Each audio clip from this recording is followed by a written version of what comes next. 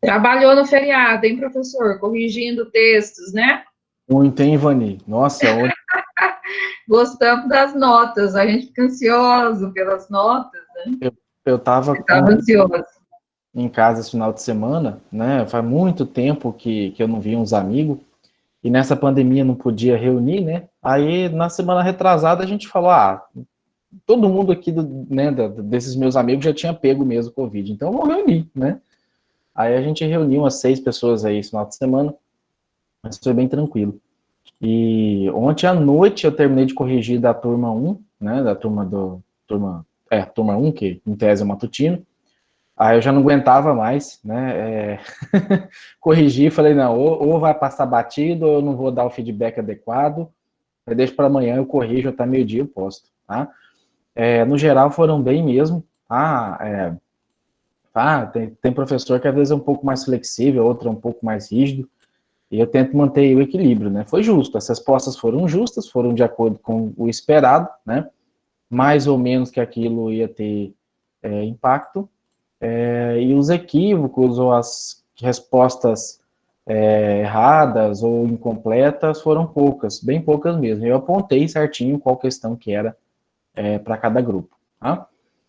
Então, na aula de hoje, a gente vai falar um pouquinho sobre a questão da internacionalização, né, da economia, e como que o Estado ajuda ou atrapalha a tocar a economia, né, quais ferramentas que ele usa para a gestão dessa economia. Tá?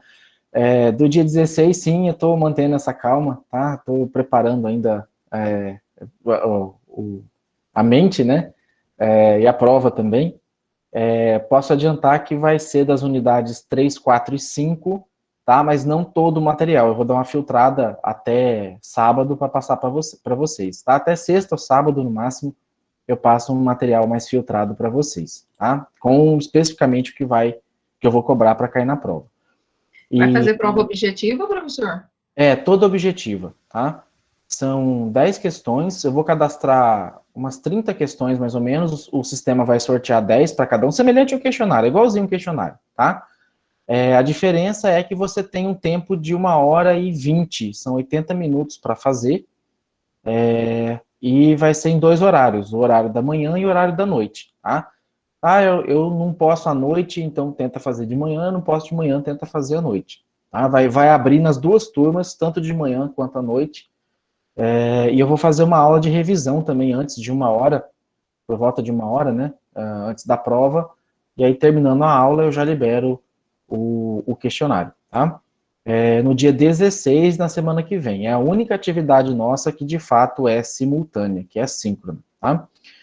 Então, na aula de hoje eu vou falar sobre isso, na internacionalização da economia, e no final da aula eu vou trazer aquela questão, Ivani, que você me pediu, que vai tratar do quão impacta, né, os impostos nos mais ricos e nos mais pobres. Tá? Qual é o impacto do pagamento de impostos nos mais ricos e nos mais pobres, e daí a gente vai discutir um pouquinho sobre isso, né, assim, eu estou deixando para o final, porque quem não quiser ou não tiver interesse, aí, né, fica dispensado, não tem problema. Mas, de qualquer forma, vai ficar gravado, tá? Então, a, o comércio internacional, ele tem algumas premissas. O que seriam essas premissas? Premissa é um princípio, é um ponto de partida, é algo que você tem mais ou menos que vai acontecer como certo, tá? Então, primeiro é que o comércio pode ser bom para todo mundo, tá? O ideal do comércio é que, de fato, ele fosse bom para todo mundo e não apenas uma relação de alguns que ganham e outros que perdem, tá? Comércio entre países não é como uma competição esportiva, né? Ou não deveria ser, e que só apenas um lado ganha, né? E o outro necessariamente tem que perder. E, na realidade, o que pode acontecer é que o comércio entre os países pode ser bom para ambas as partes, né? Então, tanto para quem compra quanto quem vende. E o comércio permite que os países ou regiões se especializem naquilo que eles fazem de melhor e que eles possam desfrutar, assim, de uma maior quantidade de produtos e serviços, né? Então, à medida que eu me especializo em um assunto, em uma área, numa prestação de serviço, na fabricação de um bem, eu consigo fazer melhor e mais, uma quantidade maior, ser mais eficiente. Então, alguns determinantes do comércio internacional. Vocês já perceberam que a maioria dos objetos que a gente adquire no dia a dia foram produzidos, né, em algum lugar distante ou em outro país. Então, muitas vezes o produto é montado aqui no Brasil, mas ele é fabricado, as peças são fabricadas em outros países. Tá? Você tem a Zona Franca de Manaus, que é uma área produtiva aqui no Brasil, que na verdade acaba sendo quase que uma grande montadora, e são pequenas áreas que são isentas de impostos. Então, as mercadorias que chegam, que são processadas ali, têm alguns tipos de isenção de alguns impostos. E a maioria das roupas que a gente consome, dos produtos eletrônicos, eletroeletrônicos, na verdade, vem, né, da China, alguns vêm da Europa, da Ásia, tá, como um todo ali, né, não só a China, Taiwan, tá? Então, isso por quê? Porque eles, por alguma razão, eles têm fatores de produção mais eficiente e a gente acaba adquirindo esses produtos que saem mais barato do que os fabricados no Brasil, mesmo com os custos de importação, frete, entre outros. Então, a gente também consome, por exemplo, automóveis fabricados no Japão, eletroeletrônico e brinquedo da China, produto farmacêutico da Europa, petróleo da Argélia, da África, Venezuela, entre outros. Tá? Então, é claro que, em contrapartida, a gente exporta para as populações residentes nessas outras regiões. Uma variedade de produtos, como avião, madeira, fruta, soja, arroz, óleo, que vocês estão vendo aí, né? Então, até sobre esse assunto, tá? Tem uma notícia que saiu hoje no site do UOL, que é uma coluna do José Paulo Kupfer, que eu sigo ele também, e ele fala um pouquinho sobre que o preço alto dos alimentos acaba afetando o mais pobre, né? A gente vai falar disso no final hoje. Mas aqui ele explica, até colocar a notícia aqui, tá? No chat, quem quiser ler depois com calma, tá? Ele explica as razões do porquê que alguns preços estão altos, né? E não é só a inflação. Na verdade, não é a inflação que está fazendo o preço, por exemplo, do arroz subir, tá? Você tem aquilo que a gente já explicou na outra aula, a questão do auxílio emergencial, uma oferta que não estava preparada para essa demanda, o hábito da população de ficar mais em casa por conta da pandemia, deixa eu ver o que mais aqui, a desvalorização da moeda, a necessidade de importação, né, do produto por outros países, como a China, tá? Entre outros. Então, nessa reportagem, ele cita bem didaticamente, na verdade, por que esses preços estão dessa forma. E até vi hoje uma fala do Bolsonaro pedindo para, não obrigando, né? Aí ele está falando como fazendo um pedido, não que isso seja uma lei, mas pedindo para o segmento, para os supermercados, para as redes varejistas, não cobrarem lucro em cima da venda, por exemplo, do arroz, tá? Esse pedido, obviamente, pode fazer, é aquela história, pedir, todo mundo pode pedir, mas um acionista, a própria empresa, ela pode até optar por fazer isso, né? Optar por vender um produto com a margem de lucro próxima de zero. Mas não foi só o arroz que subiu, né? Se você pegar outros produtos como feijão, o óleo, o açúcar, leite, ovo, trigo, eles também subiram de maneira geral, né? Então não dá para uma rede varejista que vende isso vender o produto no preço de custo ou abaixo do preço de custo, tá? Ainda que seja, como a Erlan colocou aqui, um sinônimo de patriotismo, de enfrentamento, né? Mas o governo poderia dar algumas isenções ou subsídios, né, como contrapartida, e isso não foi anunciado, pelo menos. Né? Então, pedir, a gente sempre pede, né? O não já está garantido. Então, por conta disso, né, a gente pode definir o comércio internacional como sendo todas essas trocas de bens e serviços que ocorrem através das fronteiras internacionais.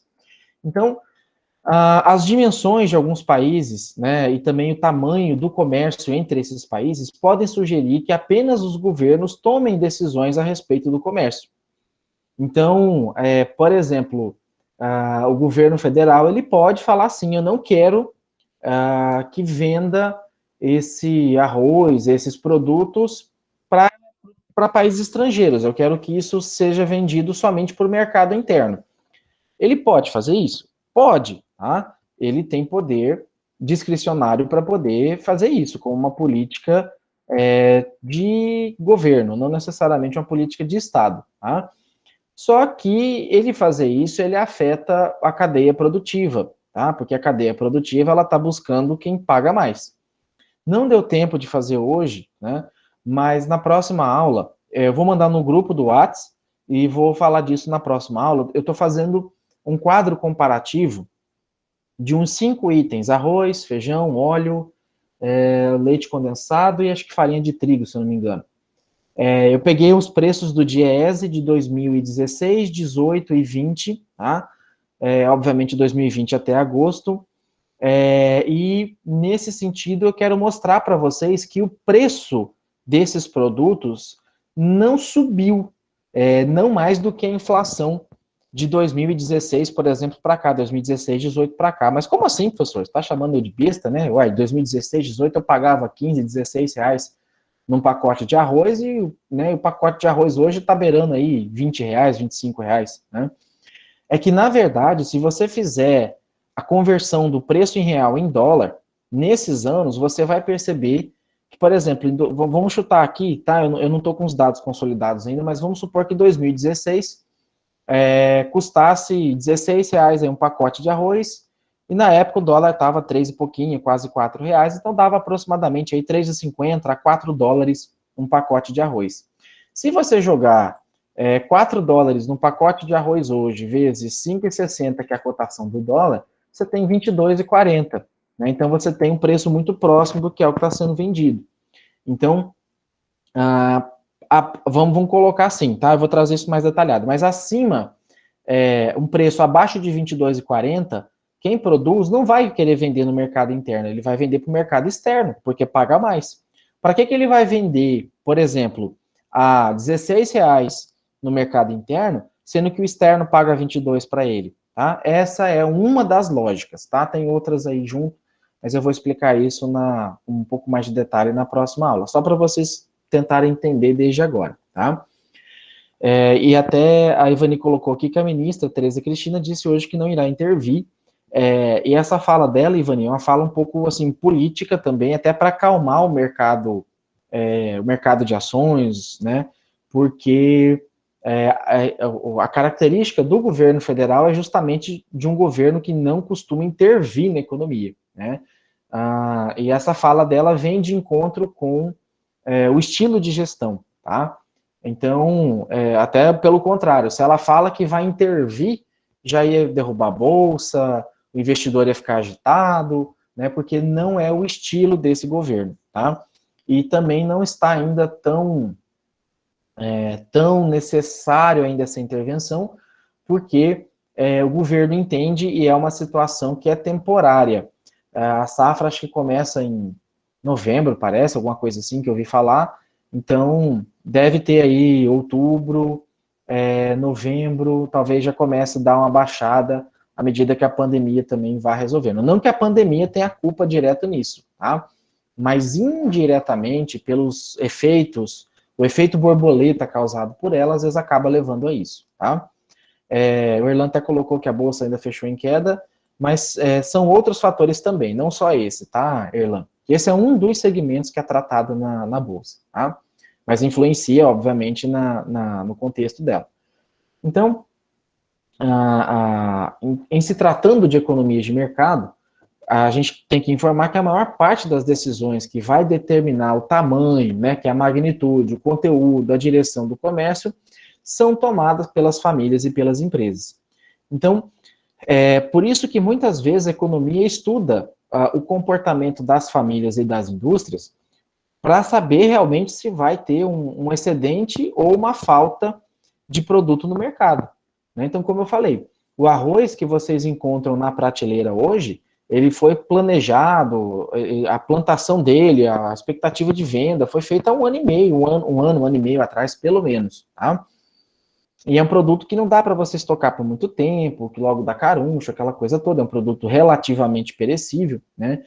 Então, não é uma coisa, vou aumentar a fabricação de arroz, não tem como, tá? até mesmo as empresas, as indústrias, né, que beneficiam arroz, estão com dificuldade de achar esse produto aí no mercado, tá? Vocês mesmos, né, a gente vê muita lavoura de soja, a gente vê lavoura de algodão, milho, mas a gente não costuma ver com frequência as lavouras de arroz, tá? Então, é claro que em alguns momentos os governos podem, evidentemente, agir através de mecanismos de política econômica, né? Ele pode e às vezes até deve em alguns momentos, dando incentivo fiscal, subsídio, mexendo na política cambial, e talvez criando políticas protecionistas, taxação na importação de alguns bens, fixação de cotas de importação e até mesmo barreira fitossanitária. Então, explicar um pouquinho cada um. Incentivo fiscal é quando eu deixo de cobrar impostos, eu como Estado deixo de cobrar impostos de quem produz, tá? É um incentivo fiscal. Ó, eu deixo de cobrar imposto para o seu produto ficar mais barato. Em contrapartida, você aumenta emprego, você promete, né, você faz um acordo para vender sua produção para o mercado interno, entre outras questões, tá? Subsídio é quando eu mantenho a cobrança de imposto, mas eu dou um dinheiro, eu ajudo, eu financio, né? Eu faço empréstimo, um juro quase que nulo, ou um juro muito baixo, ou eu dou o dinheiro mesmo, eu empresto sem pegar de volta, ou a sua produção teve uma perda muito grande, eu entendo que sua produção é relevante para a economia, e com essa perda sua você não vai ter dinheiro para recomeçar, daí eu te dou o dinheiro para você recomeçar, tá? O campo é muito beneficiado com esses subsídios do governo, tá? Já a área da indústria não é muito, tá? E o campo que eu falo não é o pequeno agricultor, tá? Geralmente é o médio e grande agricultor. O pequeno até tem, às vezes, mas normalmente os subsídios são compartilhados, é dado para cooperativa, né? Às vezes tem desvio desse dinheiro, raramente chega de quem põe a mão na massa, na terra mesmo, tá? Política cambial tem a ver com você deixar o dólar mais alto ou mais caro, então tem a ver também com o que a gente comentou nas aulas anteriores, né? Um dólar mais alto, ele tende a favorecer as exportações, porque o produto nacional fica mais barato.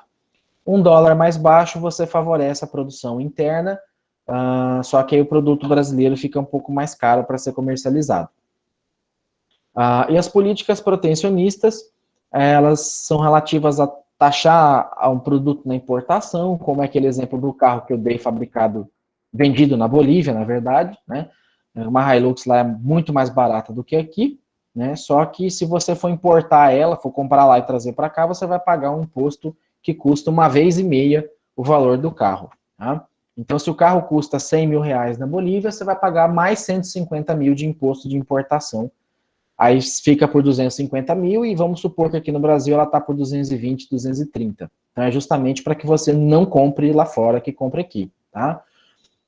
Posso colocar também cotas de importação ou exportação. Então eu posso dizer assim, produtores de carne, vocês podem exportar tantas toneladas, ou, por exemplo, para cada 1 tonelada exportada, uma tem que ser comercializada no mercado interno, né? Para ficar um equilíbrio e não fazer o desabastecimento. Então, assim, o governo sabe o quanto é consumido de carne no mercado interno, o quanto é exportado, e os setores econômicos do governo, eles sabem a hora certa de regular, eles sabem a hora certa que precisa fazer com que essa mercadoria fique mais no mercado interno, tá? Imposição de barreira fitossanitária tem a ver com a exigência, às vezes, a mais ou a menos de determinados produtos, né, dependendo se eu quero que esse produto entre ou não. Então, acho que ano passado, não lembro se foi ano passado ou ano retrasado, foi aprovada uma nova lei dos defensivos agrícolas, entre parênteses agrotóxico, que até então era uma barreira, antes dessa lei era uma barreira sanitária, porque eram pouquíssimos produtos que poderiam ser importados para ser utilizado no campo, e com essa nova lei dos defensivos agrícolas, essa barreira sanitária praticamente não existe mais. Então, por exemplo, vou chutar aqui um defensivo agrícola, um glifosato aí, que é o Roundup, né? O Roundup, estou colocando aqui, Roundup é um nome de marca, ele era importado e tinha um custo mais alto. Aí você foi autorizado a importar um outro tipo de glifosato, que não é a mesma fórmula, é uma fórmula parecida, mas tem um custo 3 vezes menor, tá? Então, assim, isso para o produtor é bom, mas, assim, precisa de mais estudos, precisa ter uma noção um pouco melhor do que foi autorizado, porque por mais que você utilize determinados defensivos agrícolas em alguns países, cada país tem uma característica diferente, tem um tipo de doença diferente, de praga diferente, né? Então, isso tinha que ter um cuidado um pouco maior. A importância das relações comerciais e o ganho obtido no comércio mundial acabou gerando algumas teorias econômicas próprias. Nesse cenário, o Adam Smith e o David Ricardo, eles foram considerados os precursores com relação às trocas no comércio internacional, né? Então, eles foram os precursores como as pessoas que de fato notaram e eles notaram a importância do comércio internacional e eles conceberam a ideia das vantagens absolutas, ou teoria das vantagens absolutas, que nada mais é do que você fazer essa comparação entre produzir nacionalmente, ou comprar de alguém que produz de maneira mais eficiente, né? Ou seja, fazer a importação desse produto. Tá? Então, como exemplo, o Adam Smith e o David Ricardo, eles utilizaram a relação comercial entre Portugal, que é um tradicional país produtor de vinho, e a Inglaterra, que é um tradicional país produtor de tecido. Tá? Então, pela teoria deles, né, da vantagem comparativa, perdão, se Portugal tivesse que deslocar parte do seu capital empregado na produção de vinho para produzir tecido, certamente ele teria menos tecido, né? E a qualidade desse tecido poderia ser inferior ao tecido inglês. E o oposto também na Inglaterra. Se a Inglaterra dispendiasse parte do capital dela, do esforço, da mão de obra, para produzir vinho, talvez esse vinho não teria a mesma qualidade ou o mesmo custo de um vinho português. Tá? Então, a contribuição deles para a teoria do comércio exterior provocou muitos debates e contribuiu principalmente para o surgimento de novas proposições. Em que sentido? Tá? Então eu não vou produzir quase nada, eu sempre vou importar, porque sempre vai ter alguém produzindo mais barato do que eu. Não necessariamente. Se você for um país que resolve não produzir, resolve assim, não ser peitudo, né? É porque muitas vezes assim, você tem países que não são tradicionais em determinado segmento, né? Aqui, por exemplo, até então, você tinha a França como o país referência, por exemplo, em champanhe, né, no vinho moscatel, a champanhe, na verdade, que a champanhe é uma marca francesa, né, é o vinho moscato, da uva moscato. E hoje você tem aqui no Brasil mesmo várias vinícolas, vitivinícolas, cooperativas, que já conseguem fabricar um vinho sinônimo da champanhe, igual ou melhor do que o francês. Tá? Então, se você ficar muito nessa... assim, a teoria ela tem sentido até certo ponto, né? Porque se você ficar sempre dependente de quem produz, você fica sujeito à imposição de preço, você fica sujeito à falta desse produto, porque às vezes ele é eficiente para uma quantidade X. Quando você coloca 100x, 200x naquela quantidade, ele não tem nem capacidade para toda essa produção, tá? Então, o Ricardo, né, junto com o Adam Smith, ele devolveu a principal contribuição ao pensamento econômico, que é essa teoria das vantagens comparativas. E para expor essa teoria, o David Ricardo também partiu como exemplo do comércio entre Portugal e Inglaterra usado pelo Smith, que tem como pressuposto, né, como ideia, a especialização de cada país. Tá? E na visão do David Ricardo, um país ele tem vantagem comparativa na produção de um bem se ele tiver um custo de oportunidade menor do que outro país na produção desse mesmo bem. Além disso, a comparação do preço interno com o praticado internacionalmente tem que ser alinhado com a mesma qualidade, tem que levar em consideração não só o custo de fabricação, mas o custo total de logística, de frete, de transporte, de impostos, de seguro, tá? E tem que ver se há diferença de fato, né, computando esses custos aí que eu falei. E aí a região que tem menor preço tem a vantagem comparativa na produção desse bem. Então, se a gente pegar, por exemplo, o Brasil e a Bolívia, e o preço da gasolina no Brasil e na Bolívia, né, na Bolívia é vendida a R$ 1,50 a gasolina, aqui no Brasil é vendido a R$ 4,00. Eu vou concluir então que compensa comprar da Bolívia? Não, porque a Bolívia importa essa gasolina do Brasil e ela custa R$ 1,50 lá, porque o governo boliviano subsidia ela. Apesar de ter uma refinaria que o governo boliviano, várias, né, da Petrobras, que o governo boliviano tomou do Brasil, eles não têm a capacidade, não têm pessoas para tocar, nem capital para tocar essas refinarias. Né? Então, até porque a Bolívia é um país que é isolado do mar. Ela não tem acesso de um lado pelo Brasil, do outro lado pelo Chile. Então ela fica sujeita aos dois países, né, a comprar de um dos dois países, pelo menos, né, ou às vezes da Venezuela, mas ele tem que atravessar outro país, para comprar esse produto. Então, você tem que analisar todo esse custo. E lá custa R$ 1,50 para o consumidor, né, para o cidadão, mas para o governo desembolsa mais R$ 3, né, vamos colocar em reais, para que esse preço final chegue. Tá? Por isso que lá a venda de gasolina é um pouco restrita, não é liberada igual aqui. Tá? Então, o comércio entre países ele se baseia, em linhas gerais, na vantagem comparativa. Então, o comércio é benéfico porque permite que cada país se especialize em produzir aquilo que ele faz de melhor.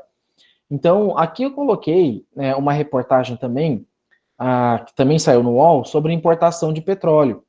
Esse texto, acho que é 2018 ou 2017, ele explica por que aqui no Brasil, por mais que a gente seja, em tese, autossuficiente em petróleo, por que a gente ainda importa? Tá? E só dando spoiler aí da notícia, é porque aqui o tipo do petróleo do Brasil é um petróleo muito grosso, muito bruto. E para ele ser refinado é muito caro e dispendioso. Então, você precisa importar um petróleo mais leve, mais fino, da Venezuela ou de outros países, para misturar com o petróleo brasileiro, né, e aí sim fazer o refino dele, tá? Porque aí você faz um blend, uma mistura, e aí fica uma média, né, para fazer um refino um pouco mais em conta, tá? Então, é como se a gente dissesse assim, que esse petróleo brasileiro ele é muito antigo e ele já está meio grosso, né? E aí você precisa de um petróleo mais novo para poder dar uma misturada nele, para ele poder passar nos equipamentos, nas máquinas, até porque as máquinas de refino elas são padronizadas mundialmente. Então você não tem adaptação das máquinas para cada tipo de petróleo, até porque isso também ficaria muito caro. E entre outras razões, né? O custo, às vezes, né, por exemplo, do pré-sal. Mas o Brasil descobriu o pré-sal, o Brasil está rico por conta do pré-sal? Não necessariamente. Porque o fato de você achar o petróleo não faz com que esse petróleo esteja na sua mão num barril imediatamente. Você tem que tirar esse petróleo de lá.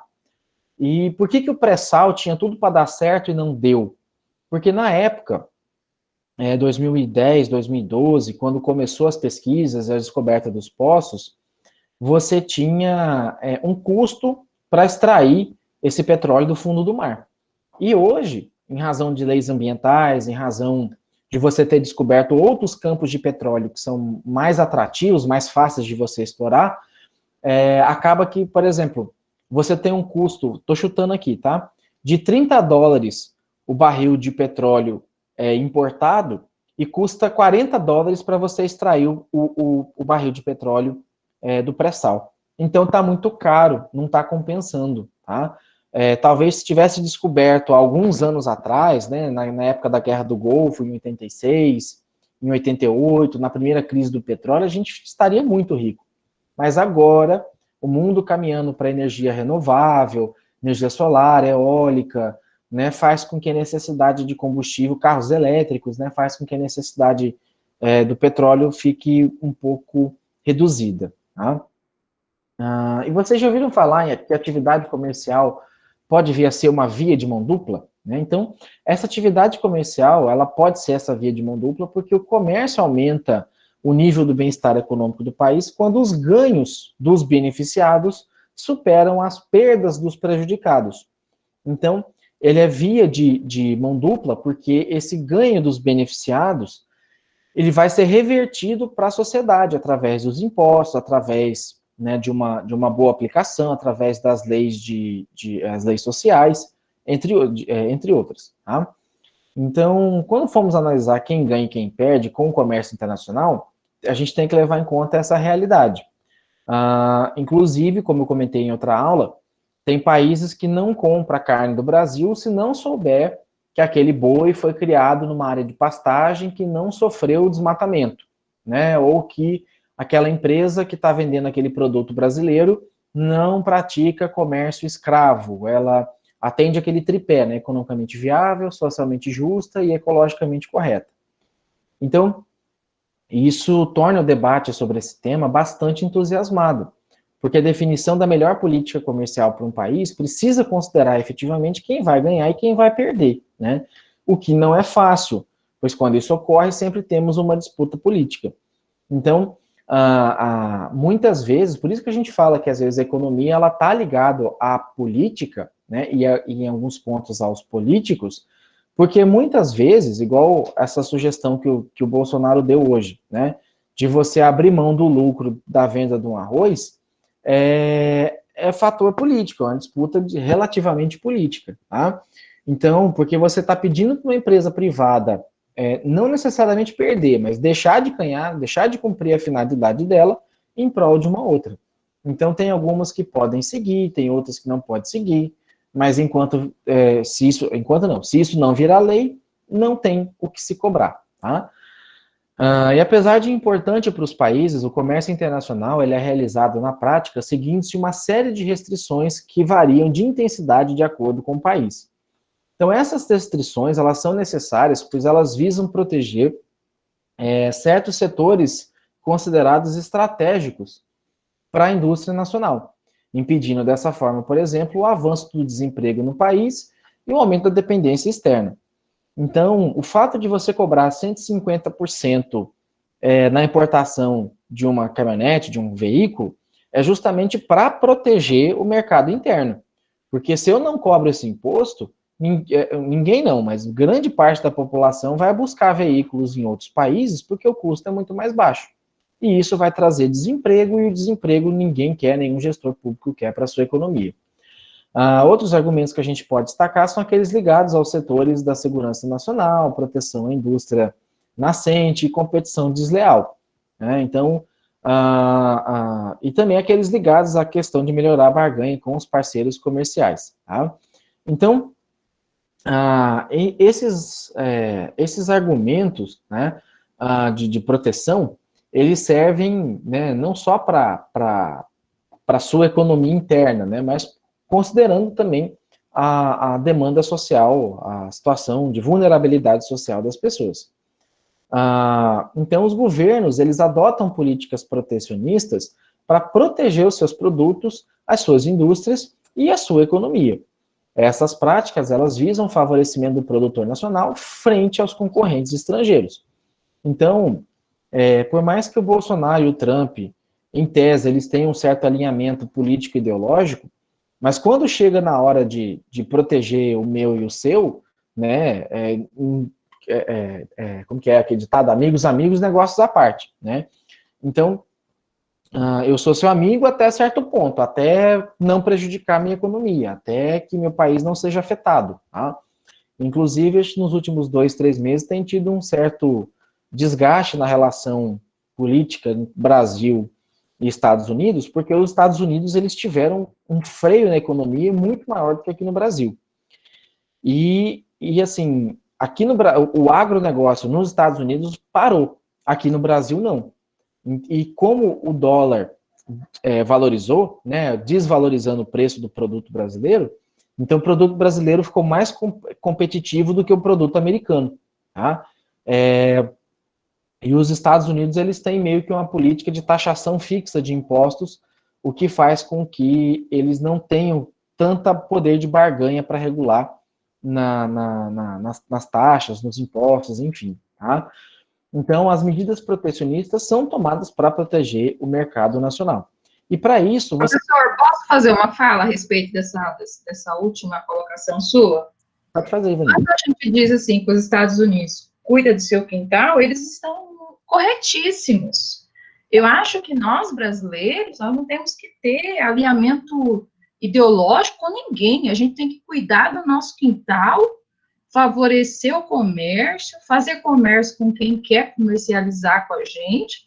Aí a gente tem que pensar nos árabes que compram carne, nos asiáticos que compram grãos e compram outras coisas, e parar com essa história de, eu vou fazer alinhamento ideológico, político, aí na hora do venha a nós o vosso reino, nada, né? Então, a gente peca. Eu acho, assim, que essa relação nossa com os Estados Unidos, ela é muito ruim para nós. Ela não é boa. Porque na hora de vamos trocar, né? Que benefícios tem entre você que está alinhado comigo? Quais são os benefícios? Não tem esses benefícios porque eles são extremamente protecionistas. E eles, claro que ele está defendendo o quintal dele, né? Eles têm mesmo que defender a sua economia, eles estão certinhos. Sim. Então, eu acho que a gente deveria comercializar com todos, e parar com essa questão de, eu vou alinhar com fulano, vou alinhar com ciclano. Na economia geral, a gente não tem que alinhar com ninguém. Nós temos que pensar em nós, no nosso quintal, na nossa economia. E assim, Ivani, exatamente. E assim, é muito provável, os Estados Unidos vão ter eleição esse ano para presidente, tá? É muito provável, posso quase que apostar com vocês que o Trump vai ser reeleito, tá? Porque ele cumpriu aquilo que ele prometeu em campanha, tá? Gostando ou não, ele falou que ia proteger a economia americana e ele de fato protegeu a economia americana, né? Então, ele aumentou as políticas, por exemplo, de imigração para os Estados Unidos, elas foram apertadas, elas foram pressionadas, né? Elas foram enrijecidas mais ainda. Ele briga mesmo, né? De dar piti e tudo, de quase ameaçar com arma quem tenta fazer concorrência desleal, quem tenta passar a perna, né?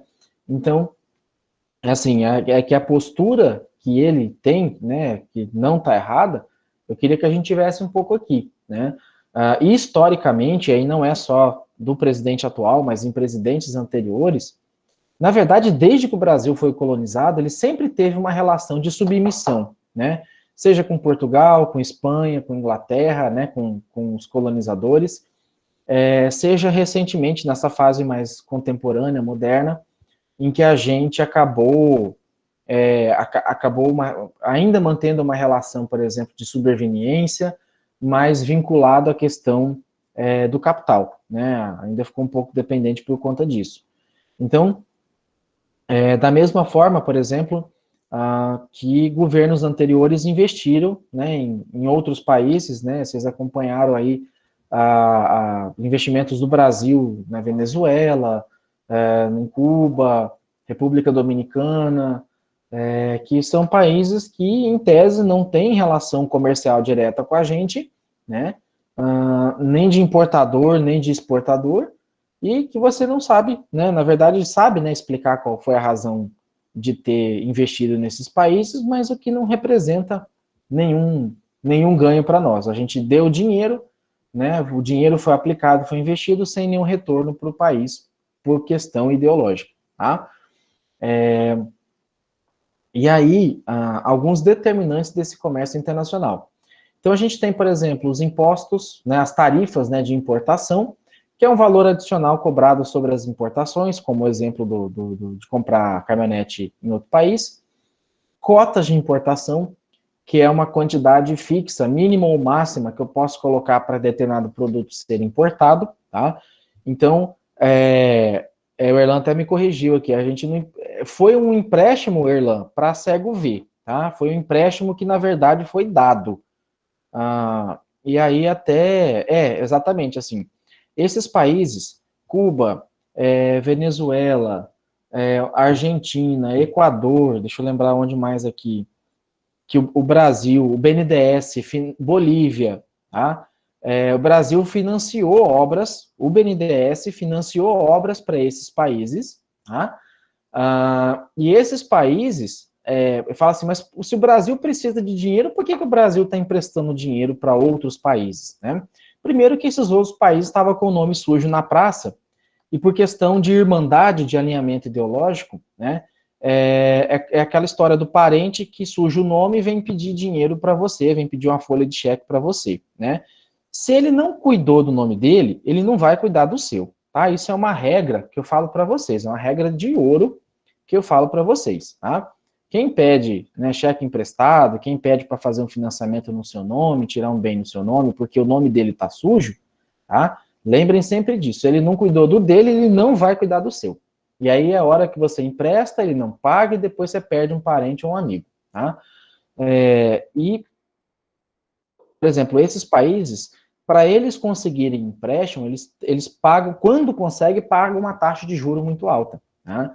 Então, o Brasil, assim, emprestou, mas não recebeu nenhuma parcela de volta, tá? Inclusive, isso está sendo objeto de apuração, tem uma CPI instalada por conta disso, para apurar, né, tá, não pagou, e aí, qual vai ser a sanção? Né, o que vamos fazer, então, para recuperar esse dinheiro, que é um dinheiro público, né, retirado de impostos? Então, o subsídio à exportação, ele é um benefício concedido aos produtores nacionais, né, com vistas a ampliar o volume exportado. Então, eu quero que determinado produto, né, ele receba investimento, subsídio, não em cima do produto, mas da produção, tá? Então, o governo, ele empresta um dinheiro, por exemplo, para pagar em 10 anos, 15, 20 anos, tá? Por exemplo, como o FCO, que é o Fundo Centro-Oeste, que é uma linha de crédito que alguns bancos emprestam, mas que, na verdade, é um dinheiro público. O banco é só um agente mediador, tá? A política cambial, né, que envolve você deixar o dólar mais alto ou mais baixo, e as regulamentações administrativas de imposição sanitária, tá? Cortou aqui embaixo o finalzinho, mas é imposição sanitária. Que são algumas normas que você aplica a alguns produtos importados com o objetivo de restringir a importação dele, tá? Como um padrão de qualidade, tá? Entre outros, tá? Por exemplo, aqui no Brasil é um requisito de importação que o rótulo dos produtos tenha uma tradução, tá? Então, o produto, para ele ser importado, quem vai revender esse produto, ele tem que ter um manual traduzido, tem que ter um rótulo traduzido, tá? Porque senão, esse produto não pode ser vendido para o consumidor direto, tá? Para uma pessoa jurídica não tem problema, mas para pessoa física tem que estar traduzido, tá? A Evani até colocou aqui, né? E que a Venezuela até pagou uma parcela da dívida, mas ainda tem a dívida com o Brasil, né? E assim, Ivani, muito provavelmente pagou porque precisa de mais, tá? Ou porque precisa refinanciar, porque normalmente não é um hábito fazer esse tipo de pagamento, tá? O Manuel perguntou aqui a sensação de que o Brasil ainda é explorado, né? Os recursos naturais exportados muito barato e compramos muito caro os mesmos produtos importados depois. Tratando-se de recursos naturais, por ter uma certa exploração da natureza, devia ser taxado como valores altos para exportação. Cabe ao país dar mais valores aos produtos nacionais? Eu entendo que sim, Manuel. Principalmente esses produtos que você tem essa origem natural, né? Eu falo assim, essa Lei Candir, ela foi colocada numa época, num contexto, em que o Brasil estava com a economia parada, praticamente estagnada na década perdida, e o Brasil precisava aquecer, movimentar a economia, então ele precisava exportar, tá? Só que, assim, o mundo precisava conhecer o que o Brasil tinha para oferecer, né? Então, o Brasil não tinha muita tecnologia, estava começando, né?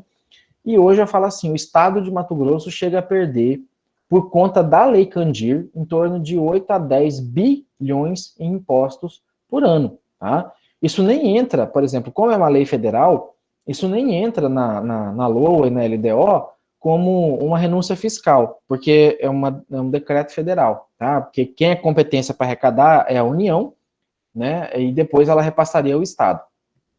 E isso afeta muito as nossas relações. Então, assim, hoje, como a gente está optando, por exemplo, com um real desvalorizado, então, se você colocar um imposto, ainda que reduzido, 2, 3, 4%, isso não vai tornar a soja brasileira menos competitiva, porque essa oscilação de 3, 4% no dólar sobe em uma semana, né? Então, com uma semana que você subir 3, 4% o dólar, você já compensa o recolhimento aí do imposto, tá? Alguém ia falar? Tem o microfone aberto? Acho que não. Pode falar aí, fica à vontade, tá? Então, por fim, a gente pode dizer que o comércio internacional ele deve ser o objetivo das nações num cenário de competição um pouco mais igualitária entre a indústria nacional e estrangeira. E é fundamental nesse sentido a ação do governo promovendo uma política industrial de longo prazo e abertura econômica graduada que não venha trazer perdas e sim benefícios para a nação. Tá? E aí, falando um pouquinho mais detalhado de cada de cada um desses instrumentos, né? Então, a taxa de câmbio, ela Cleiton, você vai falar alguma coisa? O microfone está aberto? Não? Então, a taxa de câmbio, ela ocorre... Opa. Não, tranquilo, sem problema. É que eu achei que ia falar alguma coisa aqui, por isso que eu parei aqui, tá? Então, dentro de uma nação, as transações, elas se relacionam, né, com a mesma moeda. Aqui no Brasil, é o real que a gente utiliza para isso. Só que no comércio internacional, a gente utiliza moedas diferentes. E então, por conta disso, surge a necessidade da gente converter uma moeda em outra como forma de facilitar o intercâmbio, as trocas comerciais. Então, a taxa de câmbio é o mecanismo do qual essa troca é possível. Ela é a expressão do número de unidades na moeda nacional por uma unidade de moeda estrangeira. A sua variação altera diversas variáveis econômicas, sobretudo aquela relacionada ao comércio exterior. Então, tem país que fica doidinho, porque ele aceita 3, 4, 5 moedas diferentes de circulação e, por exemplo, às vezes o real desvaloriza frente ao dólar, mas valoriza frente ao euro. Professor, mas como que isso acontece? Tá? Por exemplo, se a gente exportar mais para os Estados Unidos e menos para a Europa, tá? Aliás, perdão, se a gente exportar mais para a Europa e menos para os Estados Unidos, né, a gente vai ter, por exemplo, uma entrada maior de euro do que de dólar no Brasil. Exportamos mais para a Europa, entra mais dólar. Exportamos menos para os Estados Unidos, entra menos dólar. E o fato de eu exportar, por exemplo, mais para a Europa e ter uma entrada maior de euro, faz com que o preço dele não se afete. Eu tenho uma reserva suficiente em euro para pagar as dívidas, as contas em euro. Já, por exemplo, o dólar, eu não tenho tanto dólar, porque eu não fiz tanta venda em dólar, eu fiz em euro. Então, para eu converter, vender euro para comprar dólar, eu perco, tá? E para eu ter que comprar dólar em real, eu também perco. Então, às vezes, pode acontecer do euro desvalorizar ou perder valor e o dólar aumentar. E a moeda brasileira aumentar ou diminuir, dependendo da relação entre eles. Tá? Então, assim, você tem que ter um meio de conversão, né, para você trabalhar com essas moedas.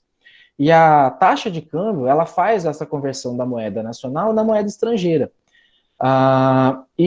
Né, considerando, na verdade, esse material está até um pouco desatualizado aqui, mas vamos considerar que a taxa de câmbio do real em relação ao dólar seja equivalente a 2,20. Né? Então, a gente pode dizer que para obter $1, a gente entrega aproximadamente 2,20. Tá? Então, hoje está em 5,60 aproximadamente o dólar. Né? Então, para cada $1 que a gente compra, R$5,60 de perda, né, do real, digamos assim, a desvalorização dele. Tá? Então, a gente pode observar que o governo, alterando a taxa de câmbio, né, ou seja, alterando a relação entre as moedas, ele interfere automaticamente na dinâmica das relações comerciais do país, uma vez que ela modifica os preços de maneira internacional. Tá? Então, é por isso que eu falo, às vezes, se você comparar aqui tem um exemplo do aço, tá? Mas eu expliquei anteriormente a questão do arroz, né? Vamos supor que você tenha R$ 1 equivalente a $1. E o Brasil consegue exportar 1.000 toneladas de aço ao custo de R$ 1 a tonelada. Né? Então você teria aí mil reais, $1.000, 1.000 toneladas de aço. Se o governo brasileiro altera a taxa de câmbio para R$ 2 equivaler a $1, essa nova taxa consegue exportar ou 2.000 toneladas de aço a $1.000, tá? Ou 1.000 toneladas de aço a $500. Então o produto fica mais barato. É como se a tonelada do aço passasse de R$ 1 para 50 centavos. Tá? Então você abaixou, por exemplo, o preço da tonelada do aço sem que se mexesse no custo de produção. Tá? E esse fato ocorre porque a alteração da taxa de câmbio tornou a moeda brasileira desvalorizada e mais barata em relação à estrangeira. E, consequentemente, nosso produto caiu de preço no mercado internacional, tornando-se mais atrativo no exterior, resultando no aumento das exportações. Inclusive, acho que tem uma notícia do governo Trump, que veio, deixa eu procurar aqui rapidinho, governo americano briga taxa de câmbio no Brasil. Quer ver? Só procurar aqui. Tem uma briga do Trump com assim, o Bolsonaro. E deixa eu ver se eu acho ela aqui. E assim, os Estados Unidos estão acusando o Brasil de manter a moeda desvalorizada para baixar o preço do produto brasileiro frente aos produtos americanos. Tá?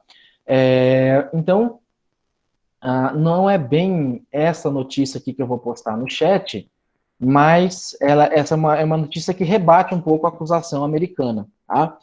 Então, o Trump acusou o Bolsonaro de ter mantido uma taxa de câmbio do real desvalorizado para tornar o produto brasileiro mais barato e os Estados Unidos perderiam competitividade porque o produto deles ficaria mais caro. Tá?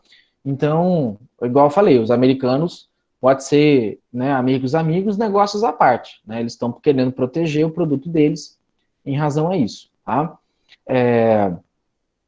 Então, deixa eu só pegar aqui. O Erlan até colocou aqui o trecho da notícia que eu postei, né, da questão do preço afetar os mais pobres, né, e fez uma pergunta aqui, será que é considerado o poder de compra em cada período, né? O Diese normalmente considera, Erlan, mas esse poder de compra, ele varia muito de estado para estado, de itens para itens, tá? Mas, na verdade, eu achei, né, pela notícia aqui, né, eu achei que o impacto estava até um pouco reduzido. Eu vou mostrar para vocês no final da aula que tem alguns produtos que, às vezes, o impacto, o poder de compra, ele é muito mais afetado, muito mais reduzido à medida que a pessoa é economicamente menos favorecida. Tá? Em outras palavras, mais pobre. E o comércio internacional, ele gera um fluxo de transação econômica, de operações, que envolve movimentação de mercadoria e serviço, bem como o de pagamento e recebimento de moeda estrangeira. Então, o registro dessas transações econômicas que o país realiza com o restante do mundo ficou conhecido como balanço de pagamento. Tá? Esse balanço de pagamento é o registro de toda transação, todo dinheiro e moeda que entra e sai, tá? Entre pessoa física e jurídica por um determinado período. E por ser entendido, então, como sendo registro sistemático, estatístico e contabilista dessas transações, ele se tornou um meio confiável e de controle do governo sobre a economia. Tá? De que maneira? Tá? O governo, ele fica... Hoje você não faz nenhuma operação de importação ou de exportação, você não compra ou vende nada além da fronteira do país sem que você informe o governo. Mas por onde que eu informo o governo, professor? Através de um sistema chamado Siscomex. Tá? Então, todas as operações, os RIs, que são os registros de importação, e os REs, que são registros de exportação, eles são feitos via sistema. Então, você informa valor, quantidade, tipo do produto, classificação do produto, para o governo saber se você está vendendo, se você está comprando, e com base nesses dados é que ele define a política dele. né? Então, se ele vê que as indústrias estão deixando de fabricar e estão importando mais, ele pode criar barreiras. Se ele vê que as exportações estão acontecendo, mas o pagamento está vindo uma moeda que não seja, por exemplo, o dólar americano ou o euro, que é o que mais interessa a ele pode obrigar também, ó, você só pode comercializar com aquele país se a transação for feita em dólar americano, ou em euro, ou em ien, né, que é a moeda japonesa, entre outras. Então, o resultado desse balanço de pagamento, ele é obtido através do somatório da conta corrente, né, o que você tem em conta, tá? Que a conta corrente eu vou explicar aqui que ela tem uma subdivisão, do movimento dos capitais autônomos, tá? Que são as bolsas de valores e tal. Erro e omissão, às vezes acaba tendo, e ele tem uma taxa de aceitação disso, e as reservas de compensatório induzido, tá? Então, quanto à conta corrente, tá? Ela é formada por 3 subcontas, que é a balança comercial, a balança de serviço e transferência unilateral. A balança comercial, ela registra a movimentação de mercadoria, produto físico, um computador, um ar-condicionado, uma televisão, tá? E seu saldo é dado pela diferença entre venda de mercadoria efetuada pelo país ao exterior e as compras de mercadoria efetuada pelo país no exterior. Então, se as exportações, as vendas de produto brasileiro para o exterior exceder as importações, as compras, nós temos um superávit. Ocorrendo o contrário, nós temos um déficit na balança. Então, você já deve direto ter ouvido em jornal assim, balança comercial favorável, balança comercial superavitária. O Brasil fechou com a balança comercial favorável. O que significa isso? Ele mais exportou do que importou. Mais entrou dinheiro estrangeiro, moeda estrangeira, né, do que saiu moeda estrangeira aqui do país. Tá? E, professor, por que é importante o Brasil ter moeda estrangeira? Porque ela é o barganha, ela é o poder de compra para negociação, inclusive para manutenção de preços do produto. Então, o Brasil ele mantém reservas não só de dólar ou de euro, mas de praticamente todas as moedas do mundo em que se tem algum tipo de negociação. Tá? Esse dinheiro fica feito com um depósito compulsório junto ao Banco Central, não necessariamente de forma física, mas em algumas vezes de maneira eletrônica, tá? Mas, né, isso tudo é registrado, é contabilizado, até para ele não criar dólar, né? Porque senão, já pensou, o governo começa a mudar lá uma criação de dólar, ele fala que ele tem 1 trilhão de dólares, né? Ele começa a quebrar o sistema econômico mundial. E a balança de serviço, ela registra as transações com serviço. Então, são consideradas as transações intangíveis, que a gente não pode pegar, como, por exemplo, receita e despesa com viagem internacional, renda de capital, royalties, receita e despesa com patente, entre outros serviços, que são geralmente comercializadas oh, meu Deus, fugiu o nome aqui agora da bolsa. Você tem a Bovespa e você tem ai, meu Deus do céu. A BMF, que é a Bolsa de Mercado e Futuro, que hoje está agregado junto com a B3, né? Bolsa Brasil Balcão. E as transferências unilaterais, que referem-se ao resultado das doações, remessa em dinheiro feito ou recebido pelo país. Então, nessa conta corrente, né, não é uma conta corrente igual do banco que a gente tem, mas, por exemplo, quando a Alemanha, a França, manda dinheiro para os Estados Unidos para combater o desmatamento ilegal, não é uma balança de serviço, não é uma balança comercial, ela é uma transferência unilateral. Esses países mandaram euro, mandaram dólares para o Brasil para ações específicas. Então, isso não depende de uma ação de governo, isso não influencia diretamente na nossa economia. Tá? Agora, o fato de às vezes você pode ter uma balança comercial favorável, ter entrado mais dinheiro, e aí quando você separa de onde veio esse dinheiro, foi a transferência unilateral. E isso não é uma coisa boa, significa que a gente está vivendo de doação e que a nossa economia está precisando aí dar uma aquecida. Tá? Os movimentos de capitais autônomos, eles são formados pela entrada ou saída de capital, representando o capital de risco, né, o capital especulativo, tá? De empréstimo, ou mesmo aquele dinheiro para algum investimento. Tá? É um dinheiro que entrou aqui no Brasil, mas ele, do mesmo jeito que ele entrou fácil, ele sai fácil. Tá? Erros e omissões é normal, que é uma conta de ajuste devido à dificuldade de mensuração de algumas transações. Então, tem às vezes tem comércio que ele realiza uma única transação com 15 países diferentes. Então, tem país que aceita pagamento em dólar, mas tem que fazer a conversão para a moeda dele, nessa conversão tem uma perda, tá? Então, são ajustes que são feitos. E as reservas de capital compensatório induzido, que é quando o balanço de pagamentos apresenta um resultado negativo, né, quando ele é deficitário, e deve-se cobrir essas lacunas com reservas. Do contrário, se o resultado for positivo, você amplia essas reservas. Então, essa reserva é o quê? Né? O governo ele sempre tem que estar comprando. Sobrou um dinheiro, ele teve um superávit, por exemplo, de arrecadação, ele vai lá e compra dólares, ele faz a compra de moeda estrangeira para aumentar a sua reserva. Tá?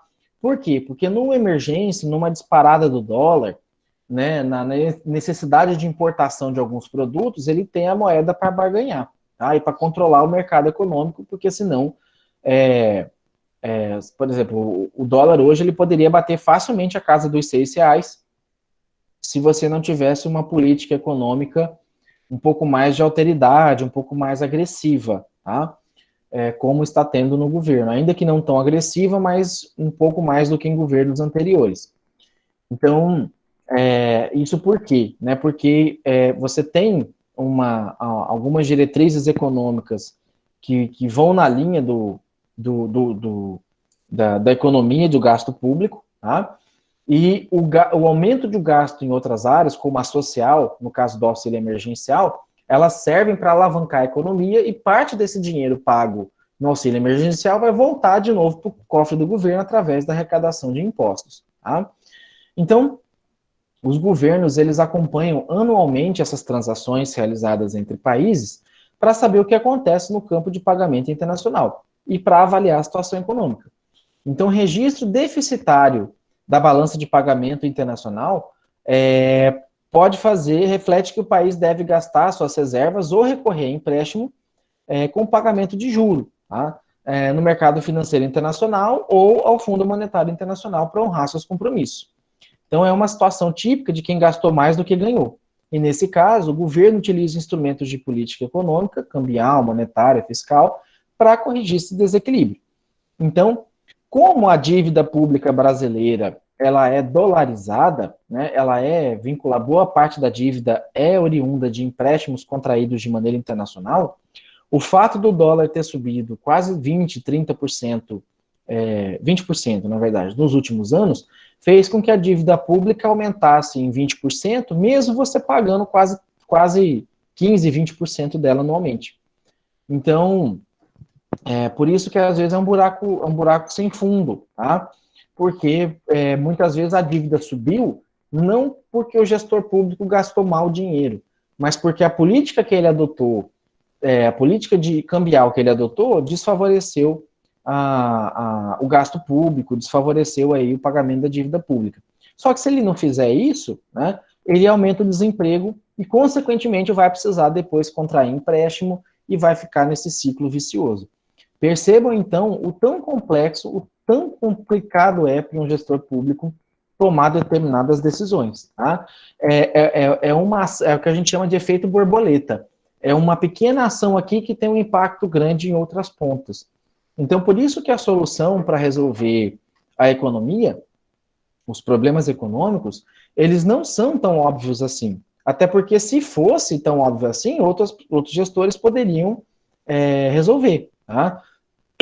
Então, aí, ó, o Erlan até colocou aqui, ó, que de janeiro a agosto a cotação do dólar subiu em torno de 30%, né? Foi mais ou menos isso, eu chutei 20, 30, né? Então tá dentro da casa dos 30 aí. Então, nessa situação, né? Mas qual que é o caminho, então, professor? A gente normalmente tem dois grandes caminhos que não são eles que vão resolver, mas eles são requisitos para resolver o problema econômico no país. O primeiro é acabar com a corrupção, tá? Acabar, ou, né, de uma forma menos romântica, né, pelo menos reduzir a corrupção a esparsas, a pontos bem pequenos, tá? Até porque a corrupção ela é tão institucionalizada no nosso país que eu já ouvi diversas pessoas, inclusive pessoas com grau de escolaridade elevado, tá? falar assim que ele prefere votar no político X que rouba, mas faz, tá? Então a corrupção ela é tão institucionalizada que a pessoa confia um voto em determinado político que rouba, mas como ele faz, ou seja, ela vê resultado, ela opta por votar nele, tá? Então, primeiro a gente tem que acabar com isso. O segundo ponto é você adotar um planejamento que seja de longo prazo e que não seja tão suscetível a trocas políticas. Então, que você tenha os planos diretores, que são planos de 10 anos, como, por exemplo, o Plano Nacional da Educação, né, que é o que está vigente de 2014 a 2024, que não vai ter, acho que um terço ou metade da meta dele batida, porque foi elaborado durante a gestão de um governo de esquerda e que agora a gente tem um governo de direita que não concorda, e aí vai ser reformulado, assim, não que vai ser reformulado, mas muitas das metas não vão ser batidas, não vai ser cumpridas por divergências ideológicas, tá? Então, uma coisa é política de Estado, outra coisa é política de governo, e a gente tem que focar, exigir que as políticas de governo estejam alinhadas às políticas de Estado, tá? Então, esse é o segundo ponto. E o terceiro é isso que a gente discutiu também, de valorizar o produto nacional, de favorecer, e junto com isso, a melhor distribuição de renda, né? Então, para que você não tenha essa disparidade entre quem é rico e quem é muito pobre, tá? A gente falar que vai ser uma sociedade igual, nunca vai ser, tá? Nunca vai ser. Tem alguns autores da economia que eles trabalham, sim, com a divisão de classe, do mais rico, da classe média, da classe pobre, mas desde que a diferença entre elas não fosse tão grande, tá? Por exemplo, eu posso considerar um exemplo, tá? O mais rico ganhando acima de 10 mil e o mais pobre ganhando abaixo de 4 mil, e a classe média ali entre 5 e 9, tá? Então é isso que normalmente você espera, não o mais rico, porque hoje às vezes fala assim, o fulano é rico, mas rico quanto? Rico porque ele tem patrimônio ou rico porque ele ganha 100, 200, 300 mil por mês? Eu conheço gente que ganha 50 mil por mês que está devendo o mundo e o fundo, tá? Aí, às vezes, eu falo, eu sou mais rico que ele, porque pelo menos as minhas contas a pagar estão em dia, né? Então, esse é o grande X da questão, tá? E no Brasil, a taxa de câmbio, ela representa o preço em moeda nacional, né, de uma unidade de moeda estrangeira, e o sistema cambial, ele é definido pela regra estabelecida para a formação da taxa de câmbio. Então, tem dois tipos de taxa de câmbio. A fixa, que é administrada pelo Banco Central do país, que rege a oferta e a demanda de moeda estrangeira.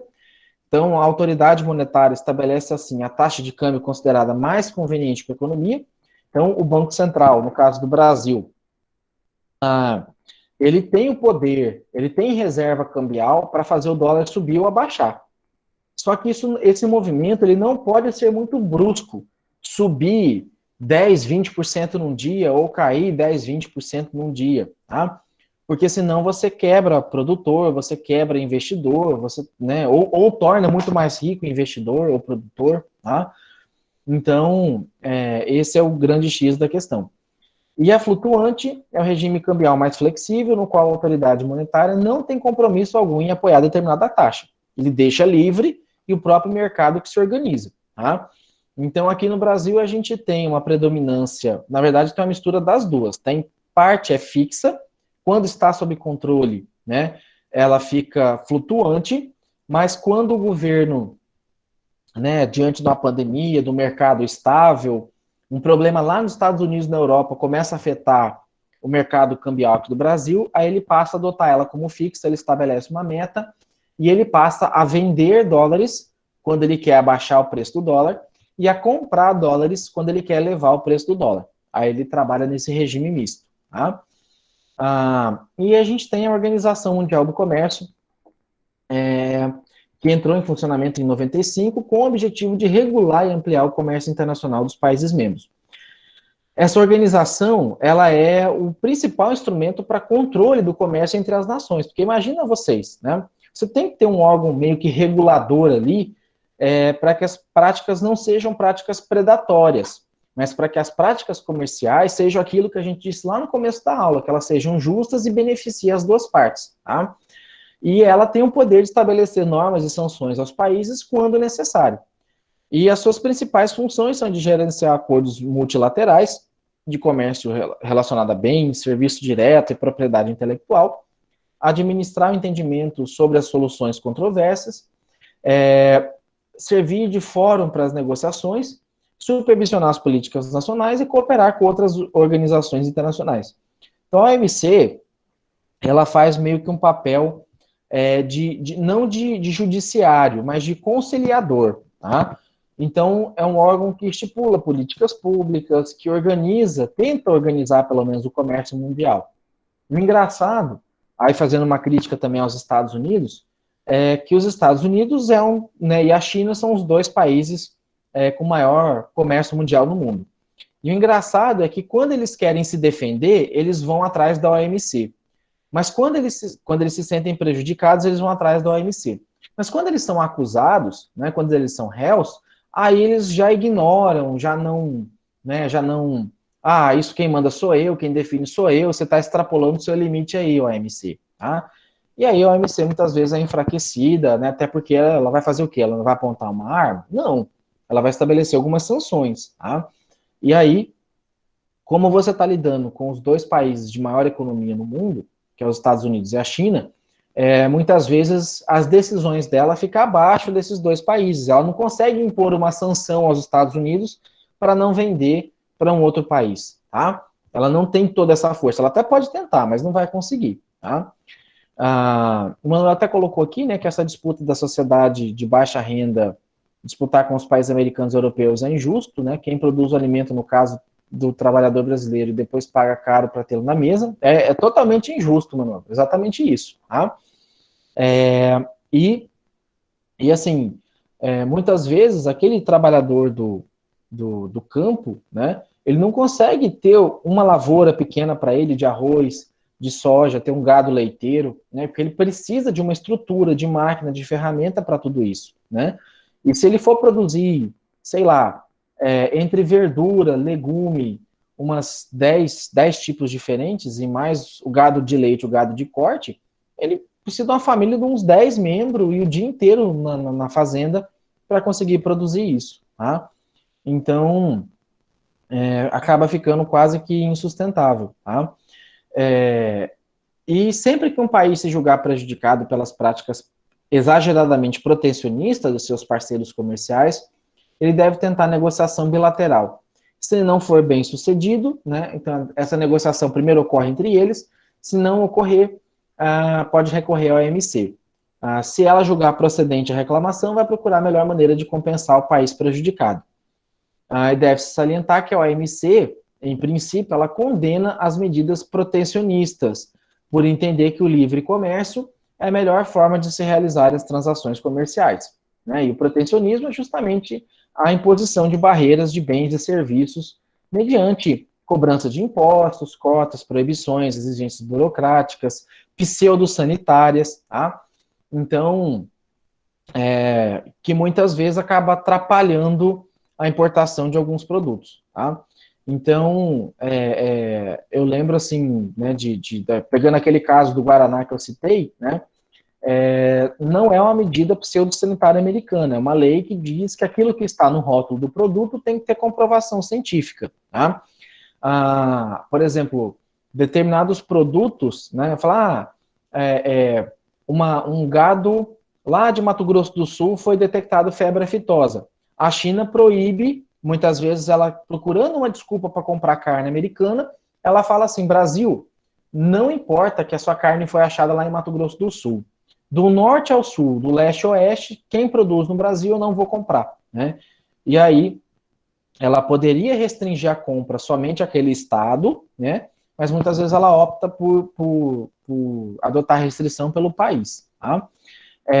Então, antes de eu avançar nesse próximo ponto, né? Esse aqui era o conteúdo da nossa aula, tá? Que tem a ver com a nossa última unidade, na unidade 5, tá? Queria ver se tem alguma pergunta relativa a esse assunto, tá? Ainda, senão eu vou passar para o pedido de explicação da Ivani com relação a essa diferença de renda, tá? Na verdade, do impacto dos impostos mediante as classes sociais. Posso?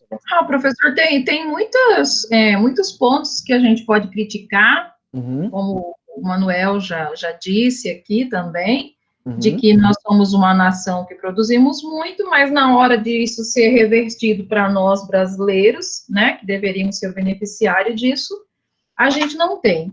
Numa época que eu saí do Brasil, fui visitar um país de primeiro mundo, fiquei 2 meses lá, uma das coisas que mais me deixou impressionada foi que eles compram comida muito barato, Uhum. que eles gastam muita água e que eles gastam muita energia elétrica para tudo, e é tudo muito barato para eles. Então, eu Uhum. ficava horrorizada de ver né, aquela condição de vida de muito gasto, comida extremamente barata, e eu ficava imaginando assim, mas como que eles conseguem? Mas depois eu fui estudar, é o governo que paga uma parte daquela, faz o subsídio, né, para pagar, para que a população possa ter um padrão de vida melhor, né? E Uhum. aqui nós estamos no caminho inverso. A gente, né, trabalha, produz, e na hora de se reverter para a mesa do trabalhador, a gente paga uma energia elétrica absurda, a gente paga tudo muito caro de coisas que nós produzimos. Então, há que ficar aí, né, pelo menos a nossa indignação, né? Fico indignado com essas coisas. Não, da energia solar, assim, eu tenho, já faz 4 anos que eu tenho aqui em casa.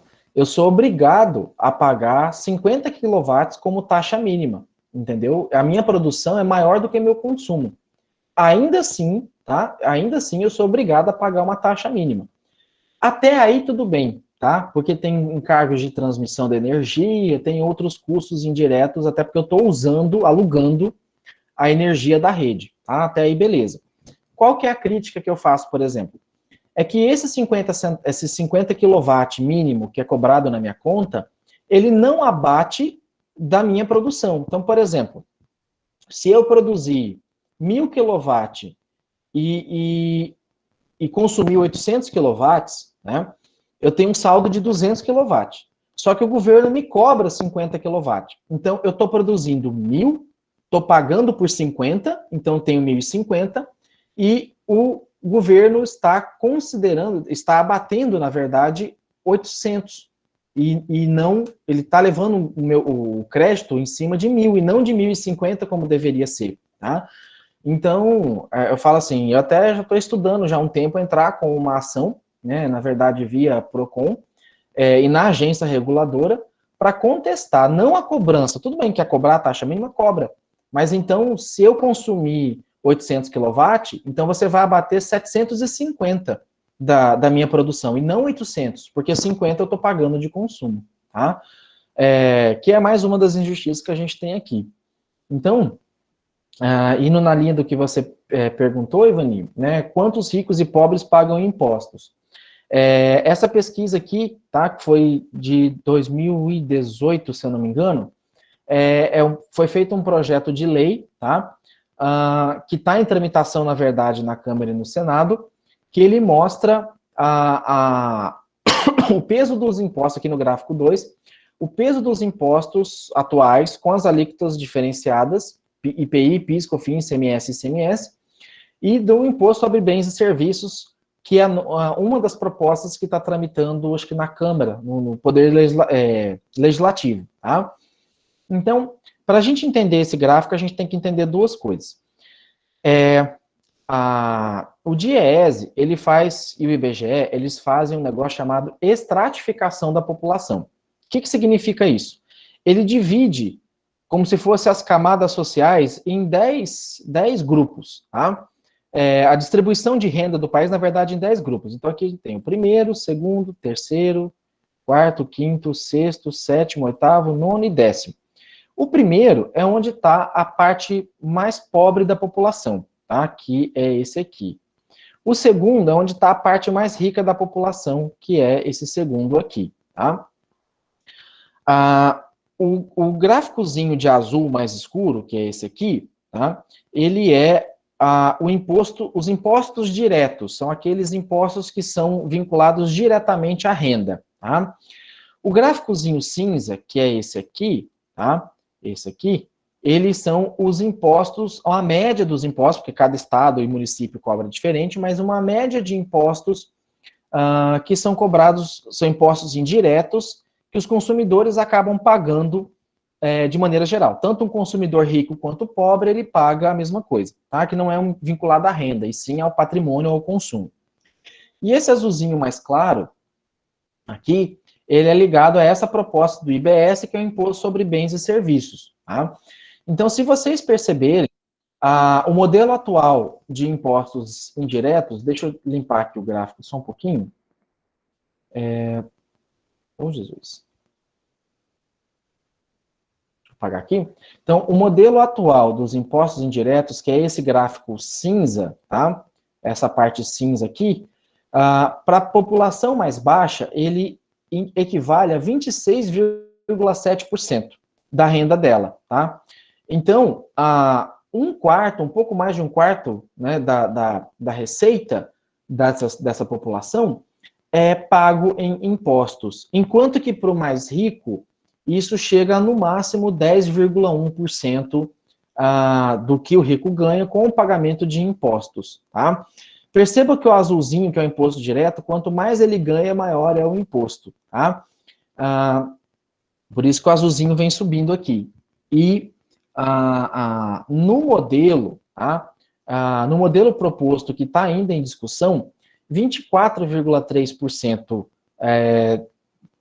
seria, os mais pobres pagariam ainda 24,3%, e o mais rico pagaria 11,2% em cima da receita dos impostos. Então, mesmo com uma reforma tributária que se está se propondo, vai ter redução? Vai ter redução. O mais pobre vai pagar menos imposto, o mais rico vai pagar mais imposto. Mas ainda assim é muito insignificante, tá? É uma diferença que, apesar de ser reduzida, ainda está muito elevada, tá? Porque você tem um aumento aí de 1,1% para o mais rico e uma redução de 2,4% aí para o pobre, tá? Então, ainda assim, continua injusto. E o que poderia ser feito, tá? Você poderia aumentar a incidência dos impostos indiretos, dos impostos diretos, né? Então, tem outros projetos de lei, por exemplo, que criam outras categorias de imposto de renda, porque a máxima que a gente tem aqui no Brasil é 27 mil por cento em cima do imposto de renda. Tem proposta de colocar, por exemplo, 40% de imposto de renda para quem ganha acima de 40 mil e 50% acima de quem ganha 50 mil, tá?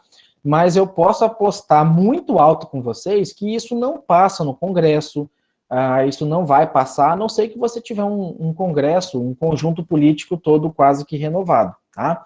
Porque se você está falando de cortar na própria carne, e não que você não tenha deputado ou senador que não queira isso, alguns querem, tá?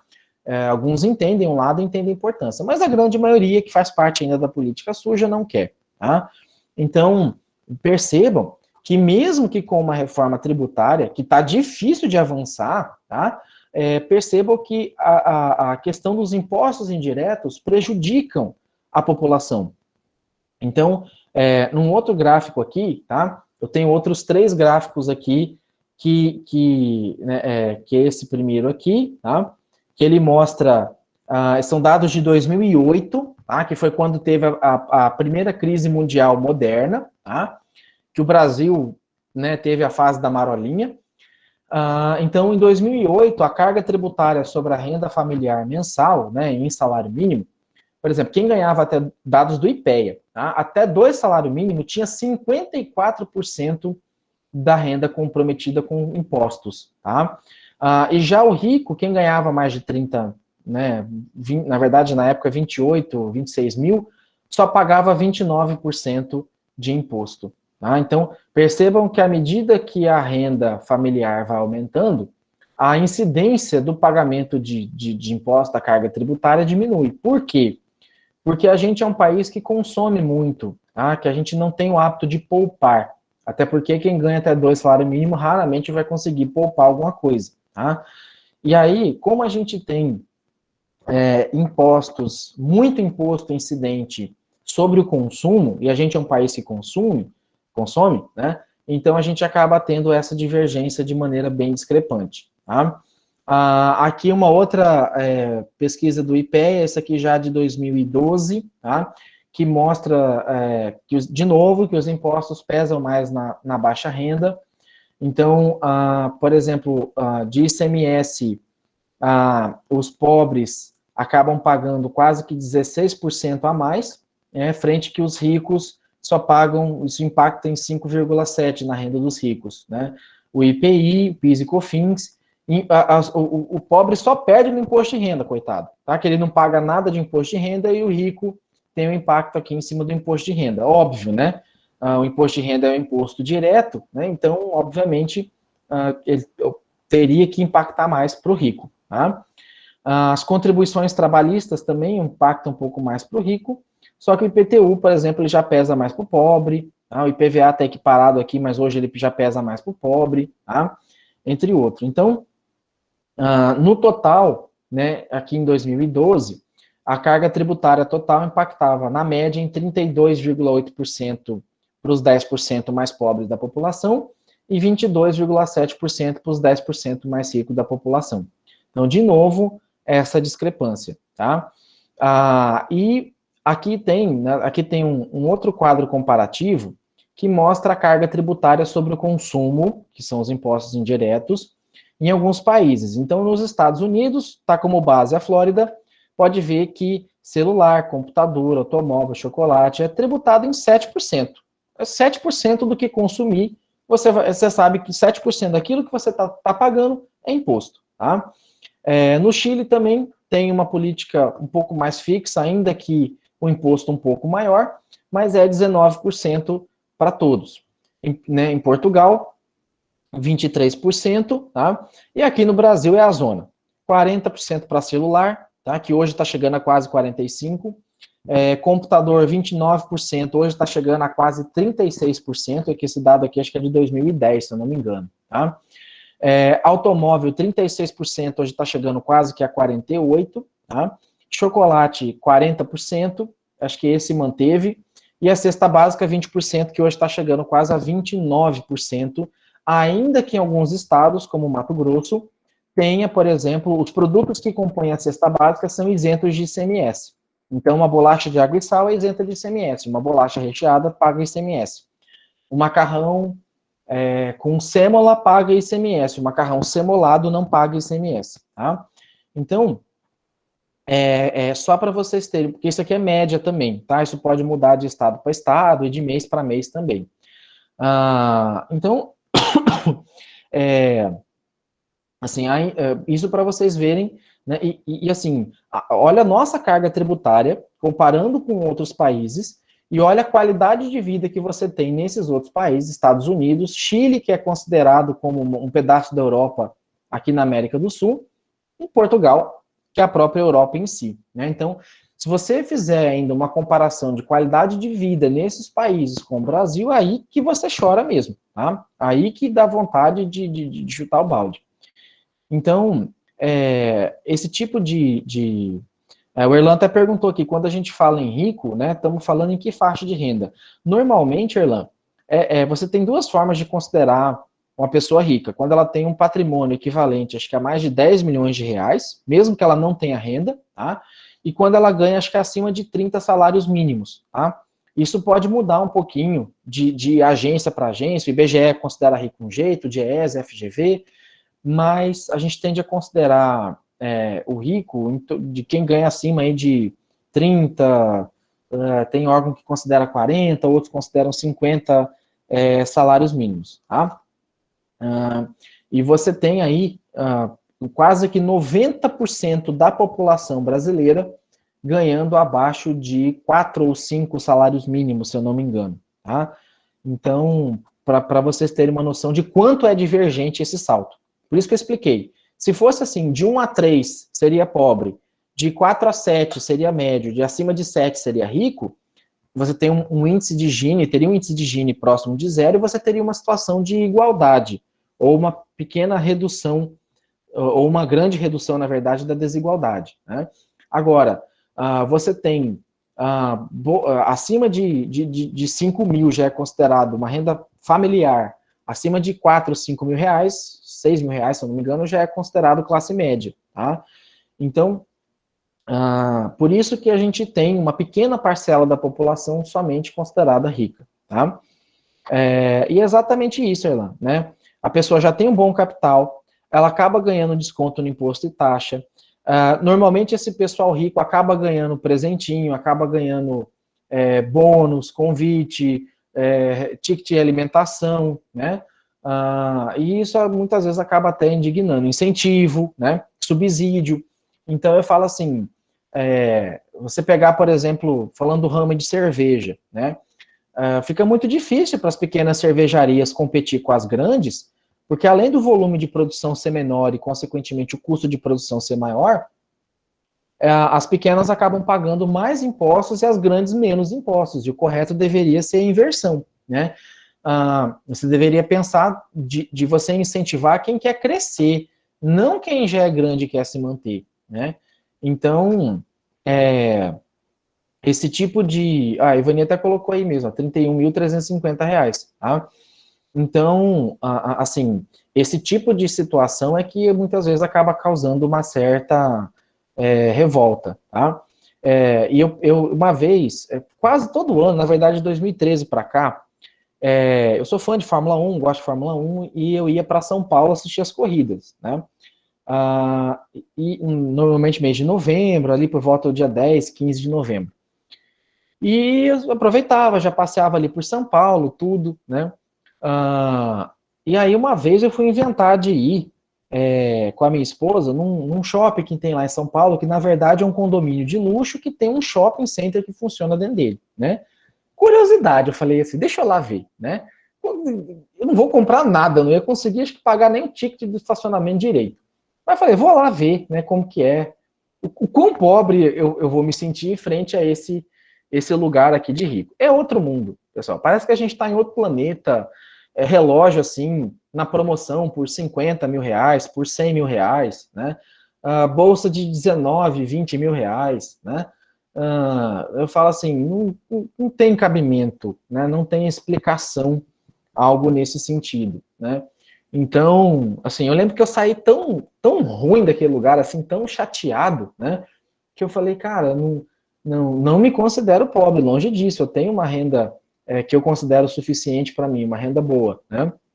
Mas eu falo assim, tem coisa que a gente não tem noção do que é ver uma bolsa, pagar, imaginar que alguém vai cobrar 19 mil reais, 30 mil reais numa bolsa, 100 mil reais num relógio, né? Então, são coisas assim que não tem cabimento. Tem mesmo, Hélio. Eu lembro de um condomínio lá, um lugar lá, que tem isso, né? Então, não faz sentido, tá? Então, é isso que eu queria passar para vocês, até para a aula não estender muito, né? Flamboyant, exatamente, tá? Em Goiânia. E acho que no mais, né, acho que eu consegui passar aqui o conteúdo. Até a nossa próxima aula de sexta-feira, eu devo trazer já os conteúdos da prova, tá? O que eu vou cobrar já de forma mais resumida. E sexta-feira vai ser nossa última aula, nosso último conteúdo, porque aí no dia 16 já é a nossa prova, tá? Eu dei uma olhada nas médias, as médias de vocês estão boas, tá? Tem aluno que vai precisar tirar 2 pontos na prova para poder passar, tá? Acho que quem vai precisar de mais, acho que é 8 ou 9, né?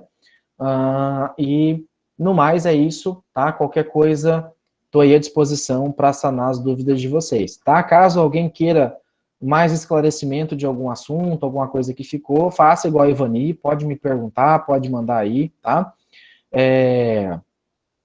Que eu tenho o maior prazer de responder para vocês, tá joia?